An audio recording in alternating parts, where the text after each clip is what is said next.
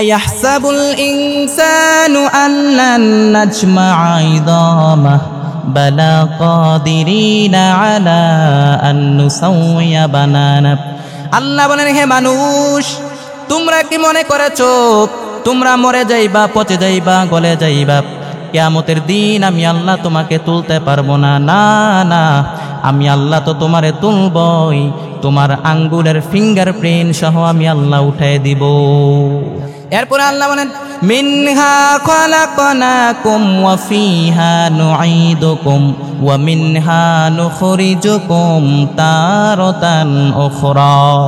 আল্লাহ বলেন, মাটি থেকে বানাইলাম, মাটির কবরে পাঠাইলাম, আবার এই মাটির কবর থেকে জিন্দা করে তুলবেন কে?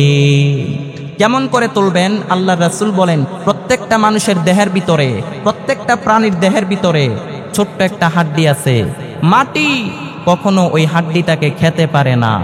কিয়ামতের দিন ওই ছোট্ট হাড্ডিটা থেকে মানুষগুলাকে দাঁড় করায় দিবেন কে? সাহাবায়ে কেরাম ডাক দিয়া বললেন, ও পয়গম্বর, ও নবী, ওই ছোট্ট হাড্ডিটার নাম কি? আল্লাহ নবী ডাক দিয়া বললেন, ওই হাড্ডিটার নাম হলো আজবুজ দানাব। ইংরেজিতে বলা হয় কক্সিক্স। একদম শির দ্বারার নিচে, স্পাইনাল কর্ডের নিচে ত্রিভুজ আকৃতির 3 কোণার একটা হাড্ডি আছে, ছোট্ট একটা হাড্ডি। কিয়ামতের দিন ওই হাড্ডি থেকে মানুষগুলাকে দাঁড় করায় দিবেন কে? মানুষকে যখন কবরের মধ্যে রাখা হয়, মানুষের রক্ত গোশত হাড্ডি পর্যন্ত মাটি খেয়ে ফেলে, কিন্তু ওই কক্সিস ছোট্ট হাড্ডিটা, এই ছোট্ট হাড্ডিটা মাটি খেতে পারে না। হিন্দুদেরকে যখন শ্মশানের মধ্যে পুরানো হয়, রক্ত গোশত হাড্ডি পর্যন্ত পুড়ে যায়, কিন্তু ওই ছোট্ট কক্সিস হাড্ডিটা এটা পুড়ে না, ওই হাড্ডিটা পুড়ে না। কিয়ামতের দিন ওই হাড্ডি থেকে সব মানুষগুলাকে দাঁড় করায় দিবেন কে? মিনহা খালাকনাকুম ওয়া ফিহা নুঈদুকুম ওয়া মিনহা নুখরিজুকুম তারাতান উখরা। আল্লাহ বলেন, মাটি থেকে বানাইলাম, মাটির কবরে পাঠাইলাম, আবার এই মাটির কবর থেকে জিন্দা করে তুলে দিবেন কে? তার মানে হিউম্যান অ্যানাটমি নিয়ে, মানুষের দেহ বৈশিষ্ট্য নিয়ে কোরআন যা বলে বিজ্ঞানও তাই বলে। কোরআন এবং বিজ্ঞানের মধ্যে কোনো অমিল নাই। তবে আমাদের মনে রাখতে হবে, সায়েন্সের, বিজ্ঞানের কোনো থিওরি ফাইনাল না, কিন্তু কোরআন যা বলে, কোরআনের মূল থিওরি হচ্ছে কোরআন যা বলে কোরআনের সবটাই ফাইনাল। সুবহানাল্লাহ। কসমোলজি, মহাকাশ তত্ত্ব, সৃষ্টি তত্ত্বের কথা কোরআনে আছে না নাই? আল্লাহ তাআলা বলেন, আওয়ালাম ইয়ারাল্লাযীনা কাফারু আন্নাস সামাওয়াতি ওয়াল আরদা কানাতা রাতকান ফাফাতাকনাহুমা। আল্লাহ পাক রব্বুল আলামিন বলেন, কাফেররা কি দেখে না, কাফেররা কি দেখে না, এই গোটা মহাবিশ্বের সব কিছু ছিল, মিলে ঝিলে একসাথে ছিল। এই গোটা মহাবিশ্বের সব কিছু একসাথে মিলে ঝিলে ছিল। এরপরে বিশাল একটা বিস্ফোরণের মধ্য দিয়ে আমি আল্লাহ গোটা মহাবিশ্ব তৈরি করলাম। শুরুতে চাঁদ, সূর্য, চন্দ্র, নক্ষত্র, গ্রহ নক্ষত্র, ব্ল্যাক হোল সব একসাথে ছিল। এটার ঘনত্ব ছিল প্রচণ্ড। বিশাল একটা বিস্ফোরণের মধ্য দিয়ে এই গোটা বিশ্ব তৈরি করেছে কে? মহাবিশ্ব ছিল একটা বিন্দু মাত্র। বিজ্ঞানীরা এটার নাম দিছে দ্য সিঙ্গুলারিটি। বিস্ফোরণ হয়েছে, বিজ্ঞানীরা এটার নাম দিছে big bang theory. Stephen Hawking, সবচেয়ে বড় পদার্থবিজ্ঞানী, সে তার বইয়ের মধ্যে প্রমাণ করেছে কোরআনের এই আয়াত ফাফাতাকনাহুমা। সে বলেছে এই মহাবিশ্বের সব কিছু একসাথে মিলে ঝিলে ছিল। বিশাল একটা বিস্ফোরণের মধ্য দিয়ে পৃথিবী হয়েছে, চাঁদ হয়েছে, সূর্য হয়েছে, এ গোটা মহাবিশ্ব তৈরি হয়েছে। যালিকাল কিতাবু লা রাইবা ফীহি হুদাল লিল মুত্তাকিন। এই কোরআনের মধ্যে কোনো ভুল আছে? কোনো সন্দেহ আছে? কোনো সংশয়? মুত্তাকিনদের জন্য পথ প্রদর্শক করে এই কিতাবটাকে পাঠিয়েছে কে? এই কিতাবটা এমন একটি কিতাব, এই কিতাব আমাদেরকে সত্যের পথ দেখায়, আমাদেরকে কল্যাণের পথ দেখায়। ইয়াহদি লিল্লাতী হিয়া ওয়া আকওয়াম। এই পথটা খুবই সুদৃঢ়, এই পথটা খুবই মজবুত। এই পথের ডানে বায়ে কোনো মোড় নাই, ডানে বায়ে কোনো ইউটার্ন নাই, স্ট্রেট ফরওয়ার্ড, সোজা রাস্তা। যদি কেউ দুনিয়াতে এই রাস্তায় চলা শুরু করে, এই রাস্তা শেষ হবে জান্নাতের ভিতরে গিয়ে। আবার এই কিতাবটা এমন একটা কিতাব, এই কিতাবটা মানুষগুলোকে একটা অন্ধকারাচ্ছন্ন পথ থেকে বের করে আলোর পথ দেখায়, বামপন্থীদেরকে ডানপন্থী বানায়। আলিফ লাম রা, কিতাবুন আনজালনাহু ইলাইকা লিতুখরিজান নাসা মিনাজ যুলুমাতি ইলান নূর। আল্লাহ পাক রব্বুল আলামিন বলেন, এই কিতাবটা এমন একটা কিতাব, এই কিতাবটা মানুষগুলোকে একটা অন্ধকারাচ্ছন্ন পথ থেকে বের করে টেনে এনে আলোর পথে উঠিয়ে দেওয়ার জন্য কিতাবটাকে নাজিল করেছে কি। তার মানে এই কিতাবের মধ্যে সব আছে। মা ফাররাতনা ফিল কিতাবি মিন শাই। আল্লাহ বলেন, মানুষের প্রয়োজনে এমন কিছুই আমি এই কিতাবের মধ্যে বাদ রেখে দেই নাই, সব কিছু বলে দিয়েছেন কে। এই কিতাবের মধ্যে বিজ্ঞানের কথা আছে, এই কিতাবের মধ্যে কসমোলজির কথা আছে, জিওলজির কথা আছে, জুওলজির কথা আছে, ফিজিক্সের কথা আছে। এই কিতাবের মধ্যে ভ্রূণ তত্ত্বের কথা আছে, হিউম্যান অ্যানাটমির কথা আছে। এই কিতাবের মধ্যে ভ্রূণ তত্ত্বের কথা আছে না নাই? কিভাবে আমরা দুনিয়ার জমিনে আসলাম। আল্লাহ পাক রব্বুল আলামিন এই পৃথিবীর জমিনের মধ্যে 3 পদ্ধতিতে আল্লাহ পাক রব্বুল আলামিন পৃথিবীর জমিনের মধ্যে মানুষ বানাইলেন। কয়টা পদ্ধতি? 1 নাম্বার হলো মাও নাই বাবাও নাই, পয়গম্বর আদম আলাইহিস সালাম এবং হাওয়াকে আল্লাহ বানাইলেন। 2 নাম্বারে মা আছে কিন্তু বাবা নাই, পয়গম্বর ঈসা আলাইহিস সালামকে আল্লাহ বানাইলেন। 3 নাম্বারে হলাম আমরা, আমাদের বাবাও আছে, আমাদের মাও আছে। 1 ফোঁটা নাপাক পানি থেকে আল্লাহ পাক রব্বুল আলামিন আমাদেরকে বানাইলেন। 1 ফোঁটা নাপাক পানির মধ্যে যে প্রাণের অস্তিত্ব পাওয়া যায়, এটা আবিষ্কার করেছে 2 জন বিজ্ঞানী। তারা অণুবীক্ষণ যন্ত্র দিয়ে, মাইক্রোস্কোপ যন্ত্র দিয়ে 1 ফোঁটা স্পার্ম ড্রপের মধ্যে তারা গবেষণা করে দেখেছে 1 ফোঁটা বীর্যের মধ্যে কি যেন নড়ে। সেখান থেকে তারা আবিষ্কার করেছে এই 1 ফোঁটা স্পার্ম ড্রপের মধ্যে প্রাণের অস্তিত্ব পাওয়া যায়। সুবহানাল্লাহ। কিন্তু 1500 বছর আগে এই ভ্রূণ তথ্যের কথা কোরআনে বলে দিয়েছেন কে? আরে আল্লাহর গোলাম।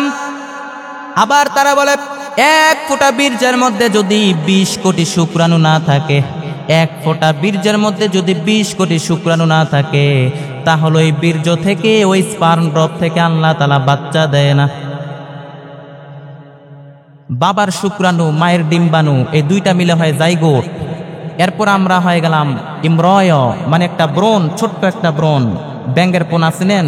এই ব্যাঙের পোনার মতো ছিলাম, ব্যাঙের পোনার মতো ছিলাম। এরপরে হয়ে গেলাম ফেটাস। এরপরে আমরা আস্তে আস্তে বড় হতে শুরু করলাম। নুতফা নাপাক পানি ছিলাম। এরপরে হয়ে গেলাম আলাক রক্তপিণ্ড। এরপরে হয়ে গেলাম মদ্গ গোশতপিণ্ড।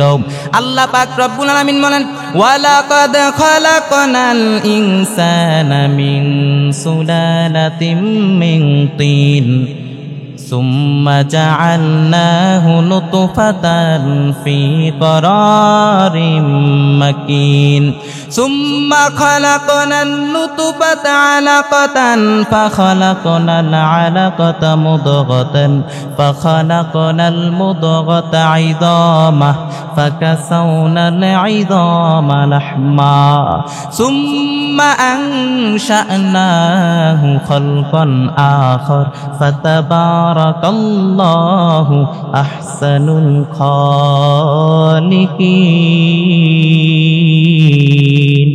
আল্লাহ পাক রব্বুল আলামিন বলেন, তোমরা ছিল ছোট্ট একটা নাপাক পানি, ছোট্ট একটা নাপাক পানি, লেগেছিল জোকের মতো, ব্যাঙের পোনার মতো তোমাদের মায়ের জরায়ুর দেয়ালে। এরপরে আস্তে আস্তে আমি আল্লাহ তোমার বড় করতে লাগলাম। রক্তপিণ্ড, সেখান থেকে গোশতপিণ্ড, এর গোশতের মধ্যে আমি আল্লাহ তোমার কঙ্কাল দিলাম। তার উপরে তার উপরে কঙ্কালের উপরে আমি আল্লাহ তোমারে গোশত দিয়া প্রস্তুত করলাম, তার উপরে চামড়া দিয়া তোমারে ডেকোরেশন করে দিলাম। ফাতাবারাকাল্লাহু আহসানুল খালক। এরপরে সুন্দর করে দুনিয়াতে আসার নবজাতক শিশু হয়ে দুনিয়াতে আসার তৌফিক আমি আল্লাহ তোমারে দান করে দিলাম। ফাতাবারাকাল্লাহু আহসানুল খালক। সুন্দর করে দুনিয়াতে আসার তৌফিক আমি আল্লাহ তোমারে দান করে দিলাম।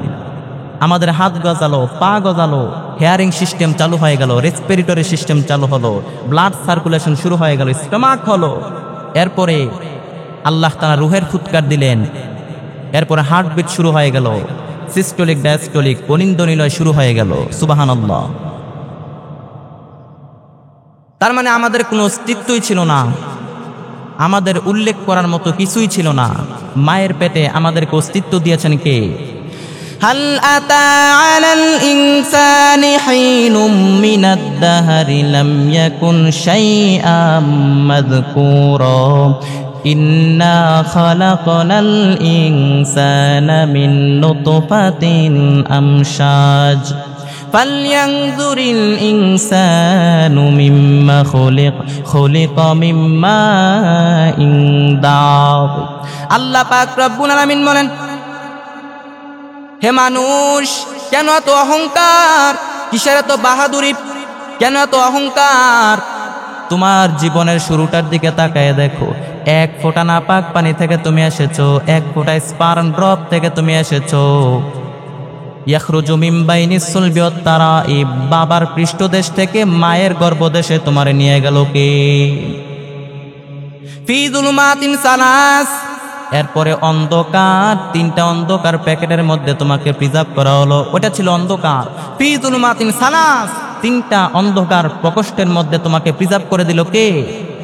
মায়ের ফুলের একটা প্যাকেট, জরায়ুর একটা প্যাকেট, পেটের একটা প্যাকেট। এই তিনটা অন্ধকার প্রকোষ্ঠের মধ্যে আমাদেরকে প্রিজার্ভ করে দিলেন কে? যেই টেম্পারেচারে রাখলে তুমি সুস্থ থাকবা, বড় হতে পারবা, ভালো থাকবা, ওইখানে রেখে দিলেন কে? ফাতাবারাকাল্লাহু আহসানুল খালক। এরপরে সুন্দর করে দুনিয়াতে আসার তৌফিক আল্লাহ পাক রব্বুল আলামিন দান করে দিলেন। তার মানে ভ্রূণ তথ্য নিয়ে কোরআন যা বলে বিজ্ঞানও তাই বলে। কোরআন এবং বিজ্ঞানের মধ্যে কোনো অমিল নাই। যদি বিজ্ঞান কোনো অমিল খুঁজে পায় কোরআনের মধ্যে, তাহলে বিজ্ঞানকে অপেক্ষা করতে হবে, ওয়েট করতে হবে, আরো বেশি বেশি করে গবেষণা করতে হবে, তাহলে ওইটাও মিল পেয়ে যাবে, ঠিক কিনা? এরপরে হিউম্যান অ্যানাটমিক, দেহ বৈশিষ্ট্য নিয়ে কি বলেছে কোরআনের মধ্যে আছে না নাই? আল্লাহ পাক রব্বুল আলামিন বলেন, আয়াহসাবুল ইনসানু আল্লান নাজমা'a ইযামাহ বালা কাদিরিনা আলা আন নুসাওয়িয়া বানানা। আল্লাহ পাক রব্বুল আলামিন বলেন, হে মানুষ, আল্লাহ তাআলা বলেন, হে মানুষ, তোমরা কি মনে করেছ তোমরা মরে যাইবা, পচে যাইবা, গলে যাইবা? আমি আল্লাহ তোমারে কিয়ামতের দিন তুলতে পারবো না? না না, আমি আল্লাহ তো তোমারে তুলবই, তোমার আঙ্গুলের ফিঙ্গারপ্রিন্ট সহ আমি আল্লাহ উঠাই দিব। নুসাউইয়া বানান, বানান মানে হলো আঙ্গুলের রেখা, ছাপ। এই আঙ্গুলের ফিঙ্গারপ্রিন্ট এটা মিলে না, এটা আবিষ্কার হয়েছে 1880 সালে। কিন্তু 1500 বছর আগে এই ফিঙ্গারপ্রিন্টের কথা কোরআনে বলে দিয়েছেন কে? কি আজীব! একটা আঙ্গুলের ছাপের সাথে আরেকটা আঙ্গুলের ছাপের কোনো মিল নাই।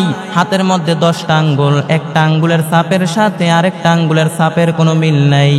এ পৃথিবীতে যদি 800 কোটি মানুষ থাকে, তাহলে 1000 কোটি আঙ্গুল, একজন মানুষের আঙ্গুলের ছাপের সাথে আরেকজন মানুষের আঙ্গুলের ছাপের কোনো মিল নাই। বানাইছে কে? এরপরে প্রাণীদের ক্ষেত্রে আবার শ্রীলঙ্কার একটা পাহাড়ের ওপরে পয়গম্বর আদম আলাইহিস সালামের পায়ের ছাপ পাওয়া যায়। ওরা বলে ইতিহাসে পাওয়া যায়। এটা সত্য না মিথ্যা এটা আল্লাহই ভালো জানেন, কিন্তু সত্য যেটা ওইটা হলো কাবা ঘরের পাশে একজন নবীর পায়ের ছাপ আছে। বলেন তো কোন নবী? ওয়াত্তাখিযু মিন মাকামি ইব্রাহিম মুসাল্লা পয়গম্বর ইব্রাহিম আলাইহিস সালামের পায়ের ছাপ কাবা ঘরের পাশে আছে একটা পাথরের মধ্যে। তিনি যখন কাবা ঘর নির্মাণ করতেছিলেন, যতটুকু উপর ওঠা লাগতো পাথরটা লিফটের মতো উপর উঠে যেত, যতটুকু নিচে নামা লাগতো পাথরটা নিচে নেমে যেত। সুবহানাল্লাহ। এরপর আবার প্রাণী শনাক্ত করার জন্য জঙ্গলের মধ্যে কয়টা বাঘ আছে ওইটা শনাক্ত করার জন্য পায়ের ছাপ লাগে, ফুটপ্রিন্ট। একটা বাঘের পায়ের ছাপের সাথে আরেকটা বাঘের পায়ের ছাপের কোনো মিল নাই। বানাইছে কে? এজন্য আল্লাহ বলেন, আয়াহসাবুল ইনসানু আল্লান নাজমা'a ইদামাহ বালা কাদিরিনা আলা আন নুসাউইয়া বানানা। আল্লাহ বলেন, হে মানুষ, তোমরা কি মনে করেছো তোমরা মরে যাইবা, পচে যাইবা, গলে যাইবা, কিয়ামতের দিন আমি আল্লাহ তোমাকে তুলতে পারবো না? না না, আমি আল্লাহ তো তোমারে তুলবই, তোমার আঙ্গুলের ফিঙ্গারপ্রিন্ট সহ আমি আল্লাহ উঠাই দিব। এই আঙ্গুলের ছাপ সব জায়গায় লাগে, পাসপোর্ট করতে গেলে লাগে, এরপরে সিম তুলতে গেলে লাগে, ঠিক কিনা? এরপরে আল্লাহ বলেন, মিনহা খালাকনাকুম ওয়া ফিহা নুঈদুকুম ওয়া মিনহা নুখরিজুকুম তারাতান উখরা।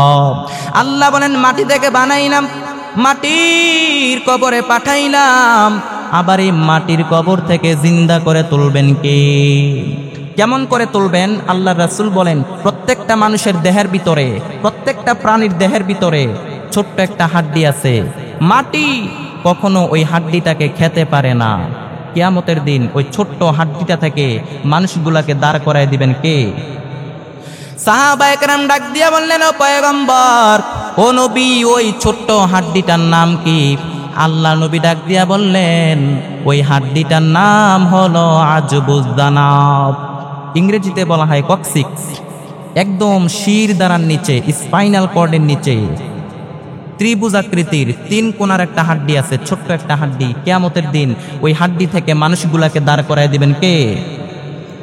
মানুষকে যখন কবরের মধ্যে রাখা হয়, মানুষের রক্ত গোশত হাড্ডি পর্যন্ত মাটি খেয়ে ফেলে, কিন্তু ওই কক্সিস ছোট্ট হাড্ডিটা, এই ছোট্ট হাড্ডিটা মাটি খেতে পারে না। হিন্দুদেরকে যখন শ্মশানের মধ্যে পুরানো হয়, রক্ত গোশত হাড্ডি পর্যন্ত পুড়ে যায়, কিন্তু ওই ছোট্ট কক্সিক্স হাড্ডিটা এটা পুড়ে না, ওই হাড্ডিটা পুড়ে না। কিয়ামতের দিন ওই হাড্ডি থেকে সব মানুষগুলাকে দাঁড় করায় দিবেন কে?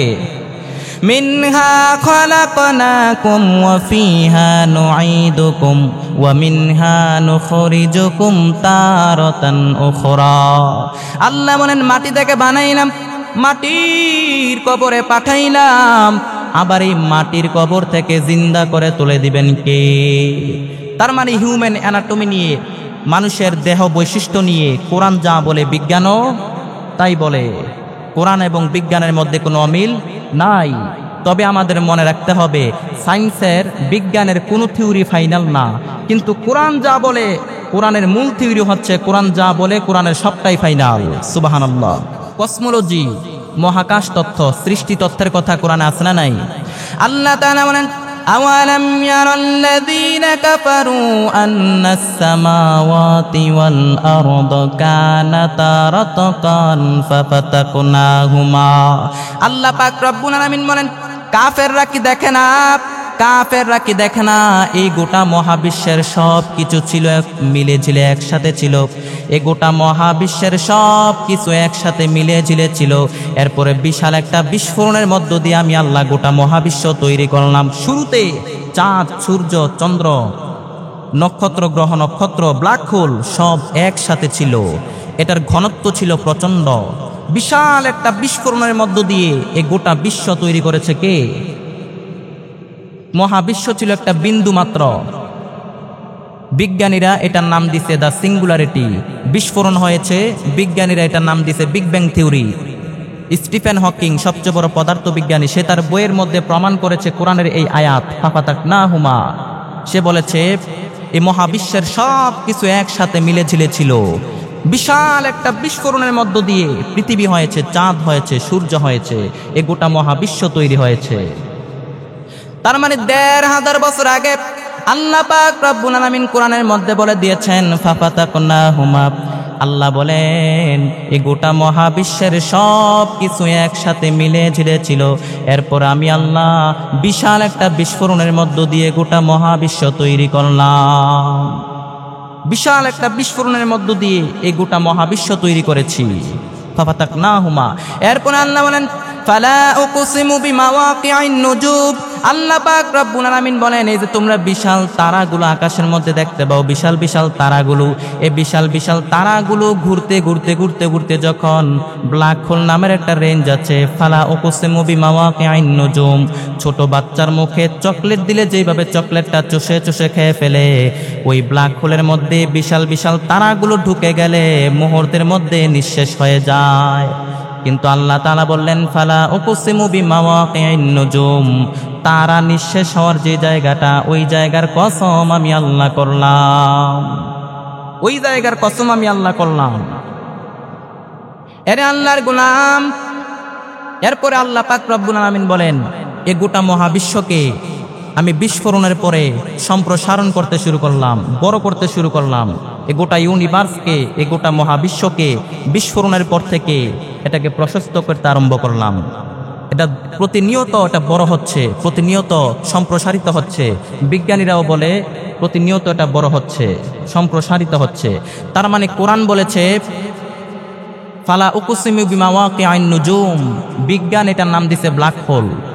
কোরআন এ গোটা মহাবিশ্ব বিস্ফোরণের মাধ্যমে সৃষ্টি হয়েছে। কোরআন বলেছে ফাফাতাকনাহুমা, বিজ্ঞান এটার নাম দিছে বিগ ব্যাং থিওরি। এ গোটা মহাবিশ্ব সম্প্রসারিত হচ্ছে, প্রতিনিয়ত এটা বড় হচ্ছে, ছড়াচ্ছে। কোরআন বলেছে ইন্নালা মুসিউন, বিজ্ঞান বলে, বিজ্ঞান এটার নাম দিছে সুপারনোভা কসমোলজি প্রজেক্ট। তার মানে কোরআন যা বলে বিজ্ঞানের সাথে মিল আছে না নাই? মিল আছে না নাই? তবে আমাদের মনে রাখতে হবে বিজ্ঞানীরা যদি সায়েন্স যদি কোরআনের মধ্যে কোনো অমিল খুঁজে পায়, তাহলে বিজ্ঞানকে অপেক্ষা করতে হবে, ওয়েট করতে হবে, আরো বেশি বেশি গবেষণা করতে হবে, তাহলে ওইটাও মিল পেয়ে যাবে, ঠিক কিনা? এরপরে ফিজিক্স মানে পদার্থ, পদার্থের কথা কোরআনে আছে না নাই? পদার্থের সবচেয়ে বড় উপাদান হচ্ছে লোহা। এই লোহার কথা কোরআনে আছে না নাই? সূরাতুল হাদিদ, হাদিদ মানে লোহা।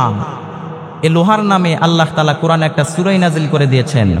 আল্লাহ পাক রব্বুল আলামিন বলেন ওয়া আনজালনাল হাদিদা ফীহি বাআসুন শাদীদ ওয়া মানাফিউ লিন-নাস।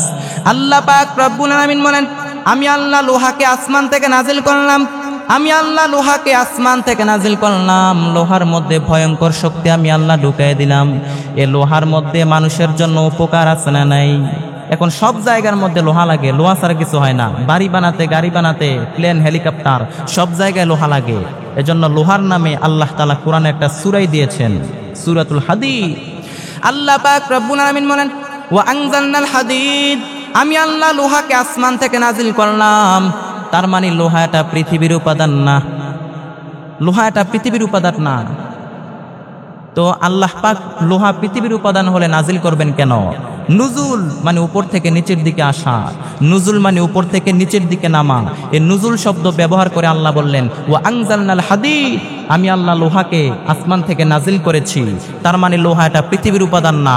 বর্তমান বিজ্ঞানীরা গবেষণা করে এটাই পেয়েছে যে তারা বলে লোহা আসলে এটা পৃথিবীর না, লোহা এটা পৃথিবীর না। লোহার একটা অণু তৈরি করার মতো পৃথিবীর ক্ষমতা নাই। এমনকি সূর্যের তাপেও লোহা তৈরি হতে পারে না। লোহার একটা মলিকিউল অণু তৈরি করতে 1 কোটি সেলসিয়াস তাপমাত্রার প্রয়োজন হয়। বিজ্ঞান এখন বলে যে লোহা এটা পৃথিবীর উপাদান না, কিন্তু 1500 বছর আগে কোরআনের মধ্যে বলে দিয়েছে কে? আল্লাহ বলেন ওয়া আনজালনাল হাদিদ, আমি আল্লাহ লোহাকে আসমান থেকে নাজিল করলাম। লোহা এটা পৃথিবীর উপাদান না। আল্লাহ বলেন আমি আসমান থেকে লোহাকে নাজিল করলাম। বৃষ্টি যেইভাবে আসমান থেকে নাজিল করেন, 1500 বছর আগে কোরআনটাকে যেইভাবে আসমান থেকে আল্লাহ তাআলা নবীর উপরে নাজিল করলেন, কোটি কোটি বছর আগে আল্লাহ পাক রব্বুল আলামিন লোহাকেও জমিনের মধ্যে নাজিল করে দিয়েছে। ওয়া আনজালনাল হাদিদ, আমি আল্লাহ লোহাকে নাজিল করেছি। এ লোহার মধ্যে ভয়ঙ্কর শক্তি ঢুকাই দিয়েছি। এ লোহার মধ্যে মানুষের জন্য উপকার আছে না নাই? তার মানে ফিজিক্স নিয়ে কোরআন যা বলে বিজ্ঞানও তাই বলে। কোরআন এবং বিজ্ঞানের মধ্যে কোনো অমিল নাই। এরপরে পাহাড় নিয়ে কোরআন কি বলে? পাহাড়। আল্লাহ পাক রব্বুল আলামিন বলেন ওয়াল জিবালা আওতাদা। আল্লাহ পাক রব্বুল আলামিন বলেন আমি আল্লাহ পাহাড়কে পেরেকের মতো জমিনের মধ্যে গেড়ে দিয়েছি। পাহাড়কে পেরেকের সাথে তুলনা করেছেন। পেরেক যখন আমরা কাঠের মধ্যে মারি, পেরেকের বেশিরভাগ অংশ কোথায় ঢুকে? কাঠের মধ্যে ঢুকে যায়। তো পাহাড়কে যদি আল্লাহ পেরেক মারেন, উপরে যা দেখা যায় এটা তো পেরেকের মাথা। তার মানে পুরো পাহাড়টাই জমিনের মধ্যে গেড়ে দিয়েছেন কে? আল্লাহ পাক রব্বুল আলামিন। আল্লাহ পাক রব্বুল আলামিন যদি পাহাড়কে পেরেক মারেন, তার মানে আমরা যখন পেরেক মারি, পেরেকের পুরো অংশটাই কাঠের ভিতরে ঢুকে যায়। পাহাড়কে যদি আল্লাহ পেরেক মারেন, উপরে যা দেখা যায় এটা তো পেরেকের মাথা। তার মানে পুরো পাহাড়টাই জমিনের মধ্যে আল্লাহ তাআলা গেড়ে দিয়েছেন। পুরো পাহাড়টাই জমিনের মধ্যে গেড়ে দিয়েছেন। আল্লাহ তাআলা বলেন ওয়াল জিবালা আওতাদা। আমি আল্লাহ পাহাড়কে জমিনের মধ্যে গেড়ে দিয়েছি। আবার আল্লাহ বলেন বিভিন্ন রঙের পাহাড় আমি জমিনের মধ্যে তৈরি করেছি। ওয়া মিনাল জিবালি জুদাদুম বিদুন ওয়া হুমরুন মুখতালিফুন আলওয়ানুহা। আল্লাহ পাক রব্বুল আলামিন বলেন আমি আল্লাহ বিভিন্ন রঙের পাহাড় জমিনের মধ্যে তৈরি করেছি। কোন পাহাড়ের রং হলো শুভ্র বর্ণের, কোন পাহাড় হলো কালো বর্ণের, কোন পাহাড় রক্তিম বর্ণের। চায়নাতে একটা পাহাড় আছে, ওই পাহাড়ের নাম হলো রেঙ্গু মাউন্টেন। রেঙ্গু মানে কি? 7 রং। এক জায়গার মধ্যে 7 রঙের পাহাড় পাওয়া যায়। এখানে লাল পাহাড়, ওইখানে নীল পাহাড়, ওইখানে কালো, ওইখানে সাদা। বানাইছে কে? এই পৃথিবীতে পাহাড়গুলো তৈরি হওয়ার কারণ হচ্ছে পৃথিবী যখন সৃষ্টি হয়েছে 7টা প্লেট টেকটনিক তৈরি হয়েছে। এই প্লেট টেকটনিকের কারণে পাহাড়গুলো তৈরি হয়েছে।